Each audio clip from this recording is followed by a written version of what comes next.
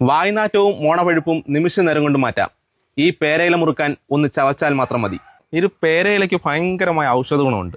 പണ്ടുള്ളവരൊക്കെ ഒരുപാട് പേര് ഈ വെള്ളം തിളപ്പിച്ച് കുടിക്കാൻ പോലും പണ്ടൊക്കെ ഈ പേരയുടെ തളിരിലയൊക്കെ എടുത്തിട്ട്, ഇതിന്റെ ഒരു മെയിൻ കാര്യം എന്ന് പറയുന്നത് തന്നെ നമ്മുടെ ഷുഗറിന്റെ ലെവൽ കുറയ്ക്കാൻ ഏറ്റവും നല്ലൊരു ബെസ്റ്റ് മരുന്നാണ് നമ്മുടെ ഈ ഒരു പേരയുടെ ഇല. പക്ഷെ നമ്മൾ ഷുഗർ മരുന്ന് അല്ലെങ്കിൽ ഷുഗറിന്റെ മരുന്നല്ല ഉണ്ടാക്കുന്നത്.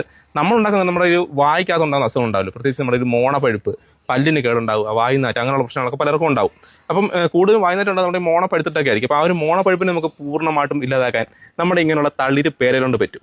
ഒന്ന് നമ്മുടെ കറുത്ത പുല്ല്, അതായത് നമ്മുടെ കുരുമുളക്, ഈ ഇരിക്കുന്ന കല്ലുപ്പാണ്. അപ്പോൾ ഞാൻ ചെയ്യുന്ന പറയുന്നത് ഇതുപോലൊരു നല്ല തളിര് പേരയില ഞാൻ എടുക്കുന്നുണ്ട്. ഇനി നമുക്ക് ചെയ്യുന്ന പറയുന്നത് ഇതിനകത്ത് നിന്ന് നമുക്കൊരു 2 കഷ്ണത്തോളം കല്ലുപ്പ്, അതെ കൂടുതലൊന്നും വേണ്ട, ഒരു 2 കഷ്ണത്തോളം കല്ലുപ്പ് എടുക്കുന്നുണ്ട്, അതിനകത്തേക്ക് വെക്കുന്നുണ്ട്.